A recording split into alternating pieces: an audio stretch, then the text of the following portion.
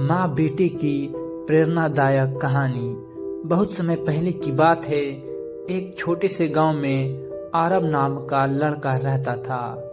उसे रात को आसमान देखना बहुत पसंद था। हर शाम वह अपनी झोपड़ी के बाहर बैठकर चमकते तारों को निहारा करता था और सोचता, तारे कितने सुंदर और चमकदार हैं। काश मैं भी इनके जैसा बन पाता।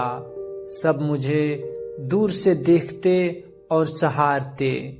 एक दिन उसने अपनी माँ से कहा, माँ, मैं बड़ा होकर तारे जैसा बनना चाहता हूँ, ताकि लोग मुझे देखकर हैरान रह जाएगा। माँ ने मुस्कुराते हुए उसके पास रखा मिट्टी का छोटा सा दिया उठाया और उसे जलाया। फिर बोली, बेटा, तारे सचमुच बहुत खूबसूरत है, लेकिन उनका प्रकाश केवल आसमान से ही दिखाई देता है। वे पास रहकर किसी की मदद नहीं कर सकते, लेकिन यह छोटा सा दिया देखो, यह पास रहकर अंधेरा मिटा देता है, लोगों को रास्ता दिखाता है। बेटा, तारे बनने से ज्यादा बड़ा काम दिया बनना है, जो दूसरों की जिंदगी में रोशनी फैलाए। आरब माँ की बात सुनकर सोच में पड़ गया।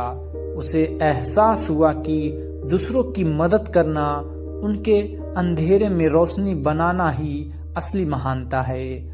उस दिन के बाद उसने ठान लिया कि वह अपने गांव के लोगों की मदद करेगा।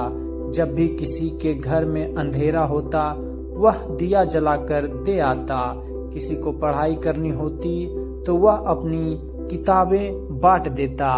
भूखे को खाना खिलाता और दुखी को हौसला देता। धीरे धीरे लोग उसे बहुत मानने लगे।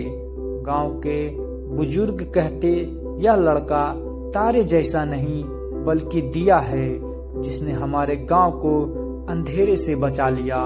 और सचमुच आरब को उसी दिन समझ आया कि दूर से चमकना आसान है, लेकिन पास रहकर किसी के जीवन को रोशन करना ही सबसे बड़ी जीत है।